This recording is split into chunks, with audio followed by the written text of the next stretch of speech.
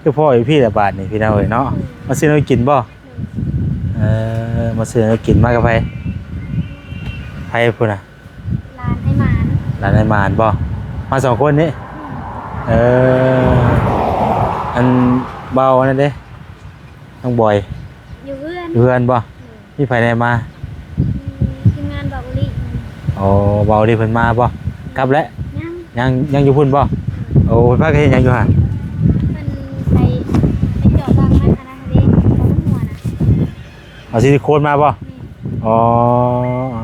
เพิ่นเอาซิลิโคนไปใส่สร้างบ่มาเดี๋ยวว่าเพิ่นเฮ็ดเองเลยสร้างโอ้ให้เพิ่นเลยซื้อหยังสร้างเวียงบ่สร้างเวียงบ่เขาเปียกอันนี้พี่น้องเนาะล่ะมานั่งเด้อนี่เขาเปียกอะไรมาสร้างเขาเปียกบ่มาดิมาปรุงมาแปลงได้เด้อโอ้ยว่าจะตั้งกล้องไว้ก่อนได้บาทนี้พี่น้องเอ้ย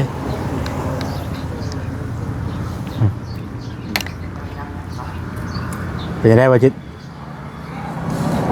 ขอลืมใส่อันนี้เนาะกำลังว่าจะกินได้กิน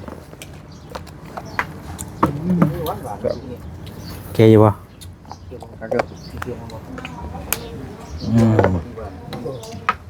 มาพี่น้องเลย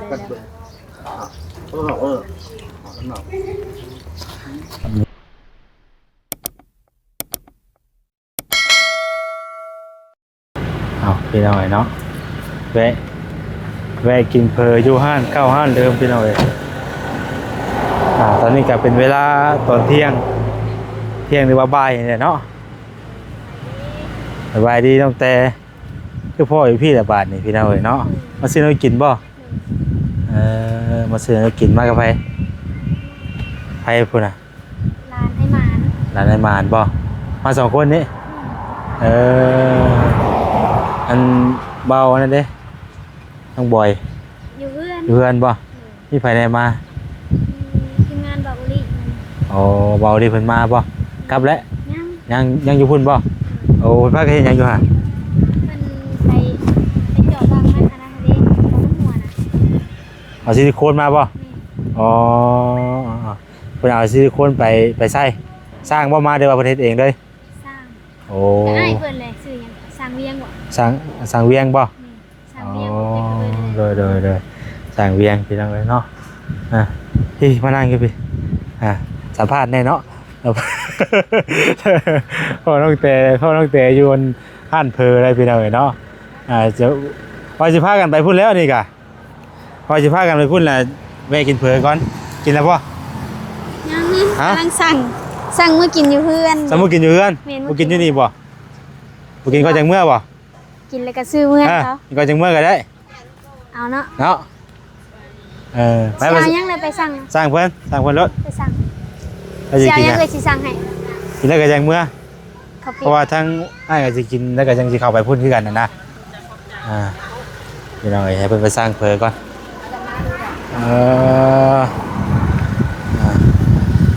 แซ่บเลยพี่น้องเพอห้านเพื่อนนี่เนาะเพอใกล้พี่น้องสูตรนี้สูตรเพื่อนนี่คือจีเอาข้าวเปียกถ้วย1แล้วก็เอาข้าวเปียก2เอาข้าวเปียก2อีกเนี่ยใส่ถ้วยได้บัดนี้คือตัวเพื่อต่างหากบ่แม่นเพื่อต่างหากเอาไว้อันมีข่าวคือเก่าเด้อ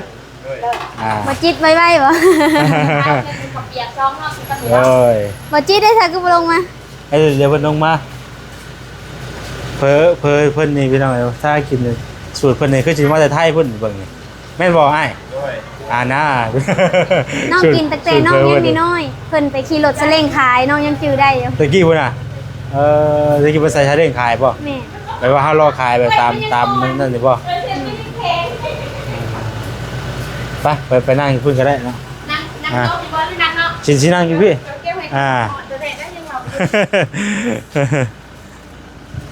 พี่น้องมีอันผู้ใหญ่เพิ่นแชทมาเมื่อเช้านี่ว่าให้น้องเตเพิ่นใส่อันคือบ่ใส่อันนั่นเนาะไม่เท่าหั่นบ่แบบอันยังก็ไม่นะไม่เท่านะเฮ็ดน้ำลังก็ได้เฮายังสิกินนี่อยู่ใส่ธงต่างหากบ่ใส่ธงต่างหากใส่ธงต่างหากแล้วก็กินอยู่นี่จังเมื่อจักชุดใดอยู่หั่น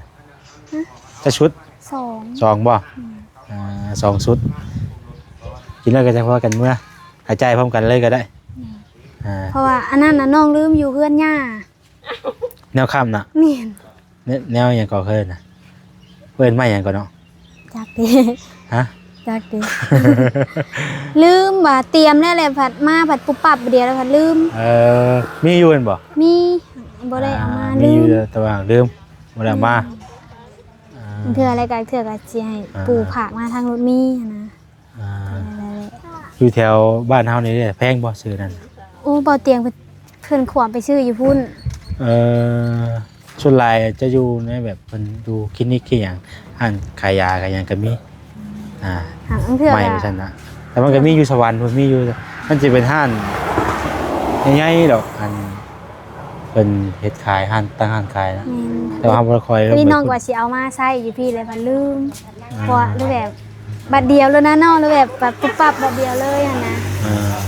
ก็บ่ฮู้ว่าสิได้พากันมามื้อวันที่23ตีแล้ววันที่24เด้แล้วว่าทางแม่ก็สร้างได้ของข่อยยังพูดบ่น่ะ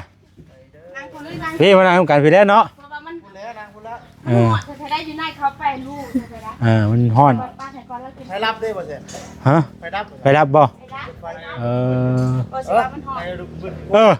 หมอไอ้ทวนดูดิไปพ่าวะ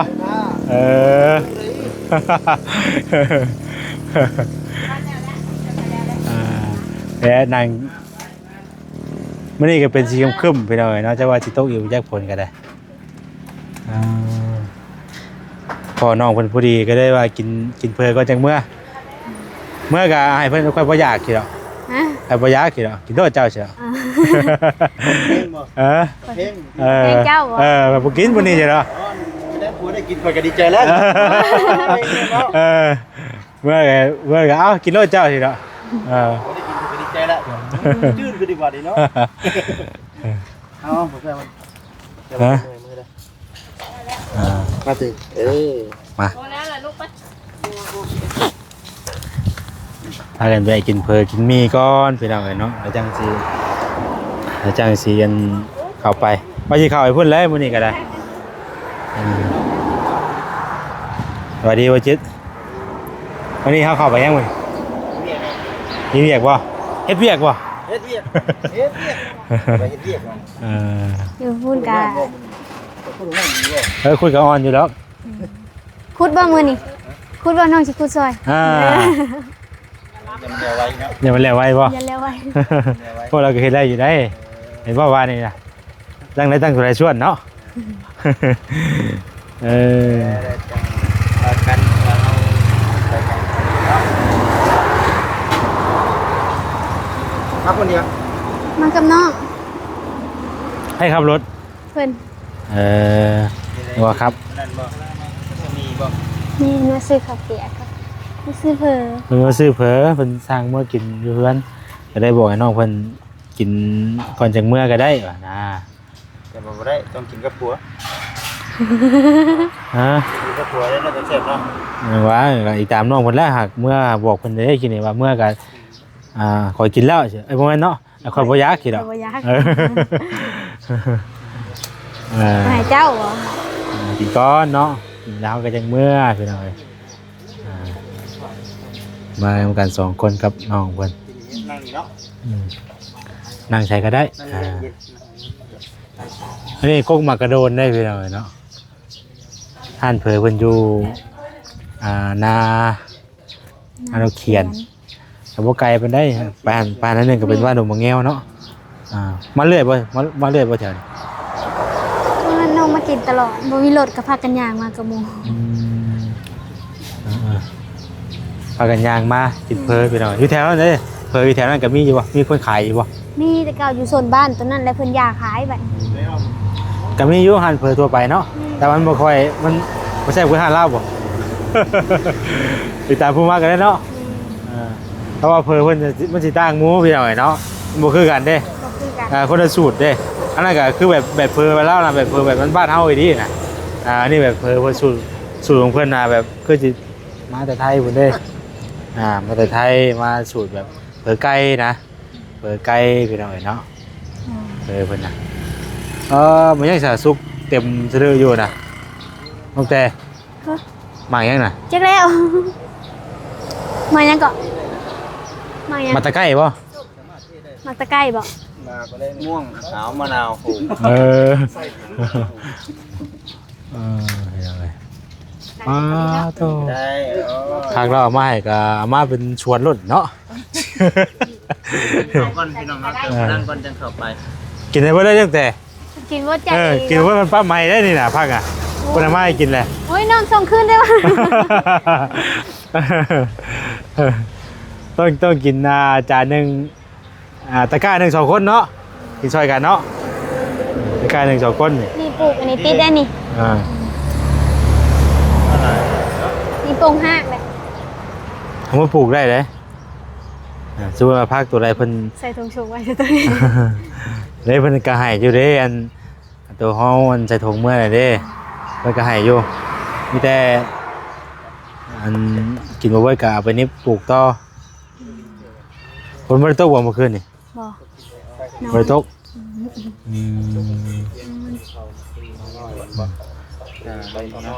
บ่มีอันคนได้เอิ้งบ่อ้ายเจ้าบ่ได้เอิ้งบ่ ได้6ตัว อ้ายคือน้องวะ อ้าย ได้เอิ้ง6ตัวว่ะ 6ตัว ทางทีมงานเข้าไปได้บ่ เขาไปแล้วทีมงานอันนั้นทีมงานเขาบดมัน บ่บดบ่โอ บ่ ดี เวียงแม่น บ่ บ่ เวี เวี ย ย ง ง น่ะ บ่จอยเขาไป เรียกว่าจอยอยู่หันบ่เด่น เมื่อแรกเพิ่นกำลังสิพากันซ่อมแปลงแล้วคุมหลังคา ซ้อ เนาะ มแล้ว แล้วแม่นบ่ไวเลยเนาะ บ่ได้เอ้ามัน 4 คนบีบใส่ได้เนาะ กับเพิ่นสิมาเบิ่งไว้เฮ็ดเฮือนแม่เฒ่าแก้วนำ อ๋อ บ่ได้ม่วนได้พี่น้องเอ้ยหลายคน เพิ่นมามั่งหัวไว้ก่อนเฮือน มั่งหัวหมองตัวหน้าทางเข้าไปนั่นบ่ แม่น แล้วแบบเพิ่นสิมั่งหัวตอนนั้นไว้แล้วก็สิสร้างไปเฮ็ดเนาะ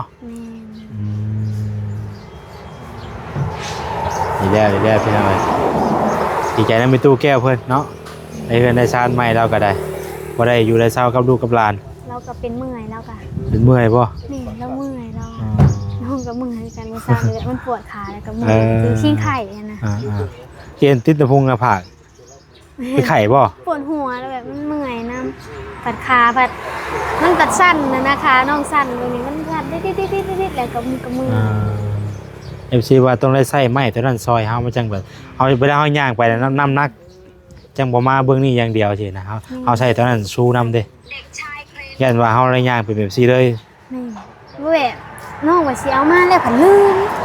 พากันเตรียมเบ่แล้วอีหยังกันน็อตอีหยังมันกัน โดยเขาเปียกอันนี้คืออะไรเนาะ ล่ะ มานั่งเด้อ นี่เขาเปียกอะไร ภาษาเขาเปียกวะมาดิ มาปรุงมาแปลงได้เด้อ แปลงก็ได้ผมไป แปลงก็น่าจะกิน มาดินี่มานั่งไกลเลย กินยิ้มแล้วก็จังเมื่อพี่น้องเลยเนาะ ขาว มีขาว กระเปียก โดยก็จะติดตั้งกล้องไว้ก่อนได้บาทนี้พี่น้องเอ้ยรถกายไปมาเนาะนี่แหละไปไกลมากกลับมาแวะกินได้พี่น้องเอ้ยอยู่บ้านมีทางไงหรอกเนาะทางขึ้นไปเวียงจันทน์พุ่นแหละไกลรถบ้านดงบางแงว ตัวนี้ก็มีขาว ปังเหนียว มีขาวให้กินมีขาวคือกัน อันเดียวน้องไปล้างมือ จะบ่มีค่ะ ไปมีขาวเจ้าเคยสร้างมีขาวบ่แล้วกินมึงบ่ ลองกินเลยยินแค่ว่าแซ่บเชื่อ แต่ผู้มักเลยก็ลองกินเบิ่ง บ่เชื่อข่อยว่าต้องไปลองอีกเป็นนี่แหละก็ให้บ่มาบ่ ไปออกมาเปิดพัดลมบ่ได้เจ้าเจ้าก็นั่งหันหน้าพี่ดีกว่าน่ะกูไปนั่งเบิ่งเขาเอ้าไอ้ใครจะเข้ากล้องนำน่ะฉันว่าโอ้บ่ถ่ายกันเข้ากันบ่ได้เสียใจบ่ได้เด้เสียใจบ่ได้เด้ โอ้ยซะอีกเช้าว่าบ่ ผู้ชายดีบ่อาจจะบ่ถ่ายเอาดอกจ้ะ เครียดเลยบ่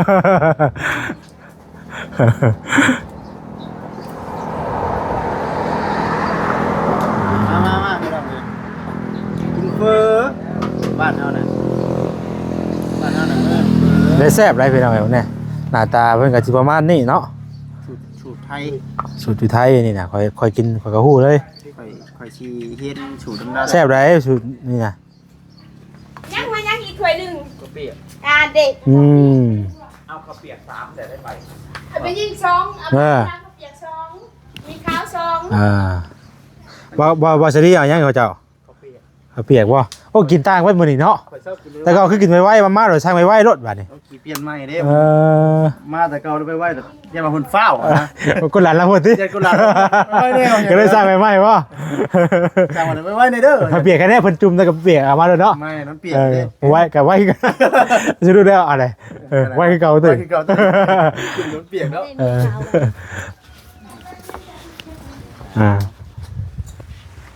นาง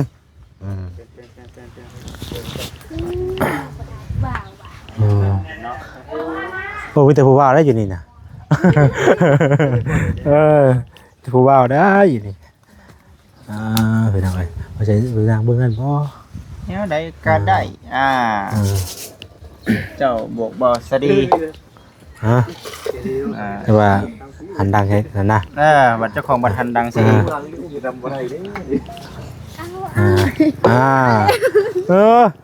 บาทนี่เนาะสิกินเบิดอยู่บ่เนาะบาทนี่เนาะ มั่นใจนะต้องไปถามเขาลูกจะเป็นไผมันเอ้าเมนคงเรื่อยอย่างนั้น น้องแต่ได้กินซอยมันเนาะ ปรุงแล้วว่าคุณอ่ะปรุงแล้วว่า สิกินแล้ว ใจเย็น เอาแล้ว อยากได้อันนี้ป่ะ เอาแล้ว มาไปทำไมกันแล้ว เจ้าจะปรุงไม่ยังว่าปรุงด้วยดิจะไปคิด ใส่สมหน่อยนึงมากินเดี๋ยวสมทำนี่ใช่ป่ะพออาจจะมาแค่สมกับพริกนี้ดองนี้ กิน มันจะแซ่บกว่าน้ำส้มตัวนี้ ไม่เห็นเอง ฮะ ก็น้ำส้มนี่แหละป่ะ บ่ได้นี่พริกดองแล้วอันนี้แบบพริกน้ำส้มใส่ชู ต่างกันบ่บ่ ซื้อเพชร มาเดี๋ยวเอาไป เดี๋ยวไปเขียนบ้าน น้ำตาล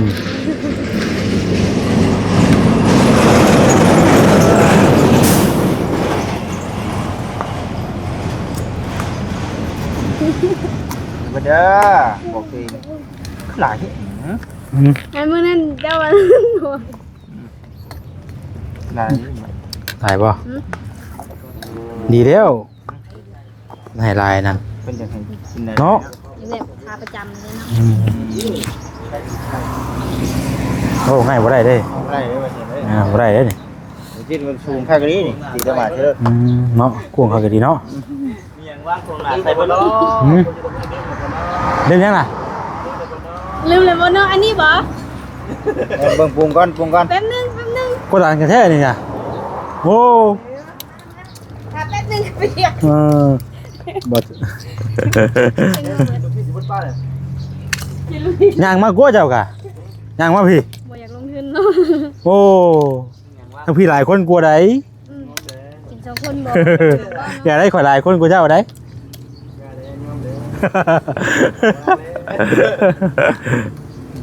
รู้ไหมเกินว่าอะไรคุณดูมาแซ่บป่ะ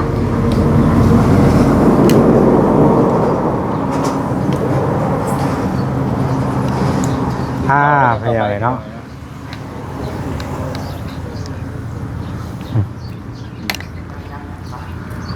เป็นยังไงวะจิตขอลืมใส่อันนี้เนาะกำลังว่าจะกินได้กินโอเคอยู่ป่ะ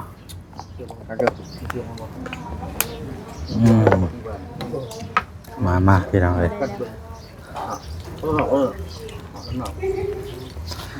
มี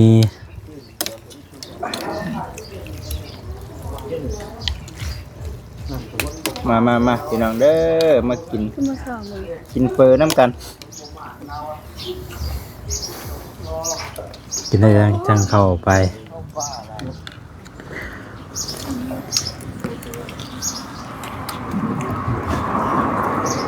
แล้วรีต้มยังไง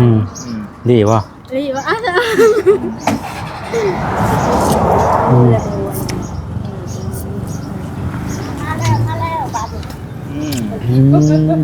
ว่าน้ำเย็นบอกข้ามมาหน้าหาน้ำหลังกันเนาะอย่าหนามากกว่านี้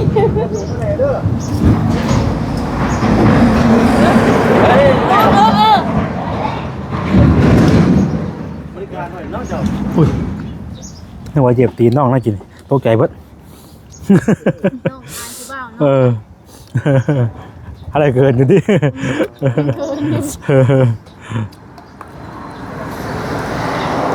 กินนั้นบ่กินบ่เบิดแหละใจายเงินเอง อืม กิน เอาบ่มีเงินจุกกระซองถ้วย อืม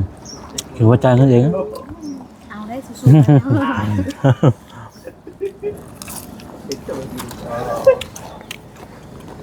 แล้ว ให้ติ่มบ่อยพี่น้ำแข็ง แข็ง บ่จิตบ่ได้ซื้อบ่ได้กับผู้ บ่ได้ฮอตชื่อครับโอ้ย เพื่อนเพื่อน โอ้ยมื้อนี้อาบน้ำอยู่ได้ ถูก น้ำอยู่แหวน เฮ้ย หลังยาว วันนี้บอกนะวันนี้ บ่เคยมาเพอแซ่บไปเลย แต่ว่าอยู่ในช่วงนี้ว่ามีคนจมหาเว้ยพูดหลัง บ่ตะกี้คนเด้อว่าคนมาพื้นได้เอาว่าจามได้มีบ่คนมาพื้น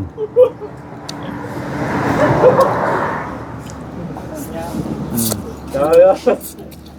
ใช่ติดกระเบียงของผู้ใดเพื่อน จามตึมๆหรือว่ามีคนมาพื้นสิ กินพริกดิกินพริกว่ะ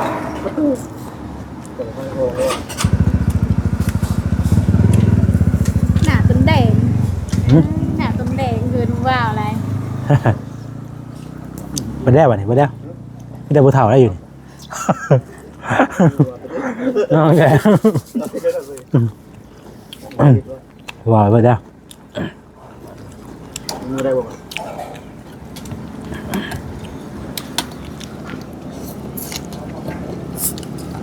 ตัวคักฮอนในซื้อ ฮะ ตัวฮอนในซื้อได้ ปลากระบอกนะ ฮอนในเลย คนไหนวะ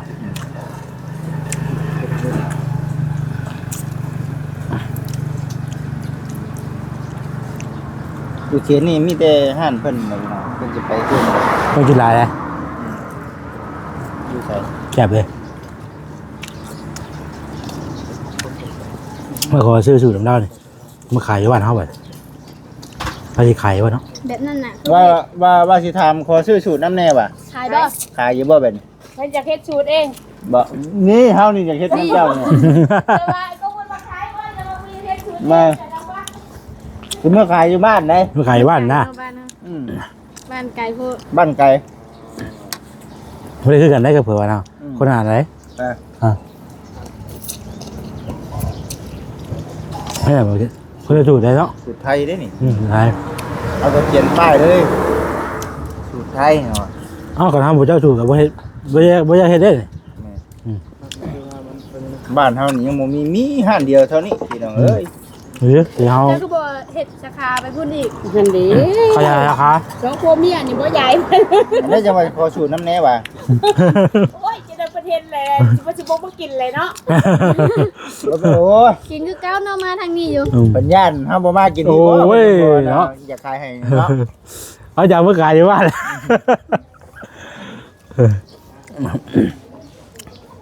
เอาดีได้เนาะอยู่บ้านนี่ยังบ่มีแบบนี้พี่น้องมีแต่แบบบ้านเฮาธรรมดานะ อันนี้นะเพิ่นขายแต่น้องยังน้อย ตามเพราะ เพิ่น เขา ใช้ กิน รถซาเล้งเด้ ขายนี่ครับ ถามบุเจ้าสูตรเขาก็ให้บุเป็นเนาะไม่รู้ว่าเผลอกันนะแต่ว่าบุเจ้าเลยจะเป็นสูตรดูว่า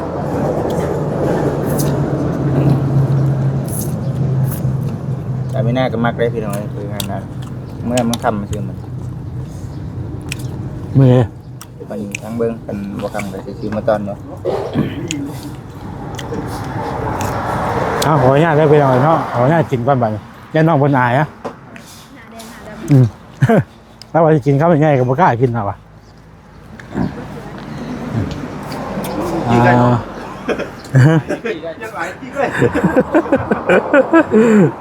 เฮ้ยไปหน่อยเนาะ กลับแล้วบัดนี้กลับก่อน กินข้าวก่อนบ่ อันนี้น้องจ่ายเลยเด้อ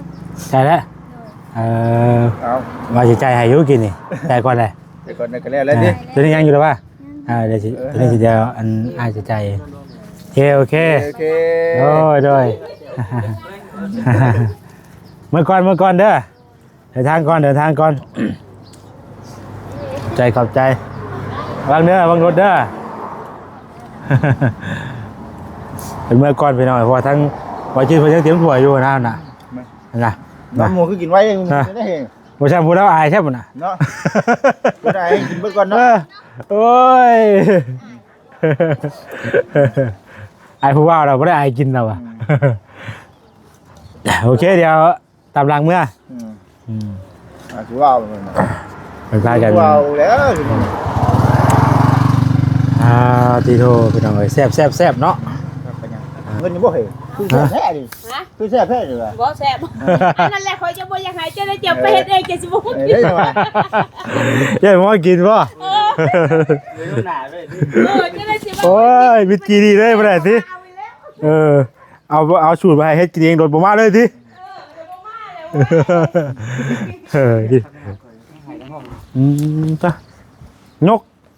จับสวยยกกูนะ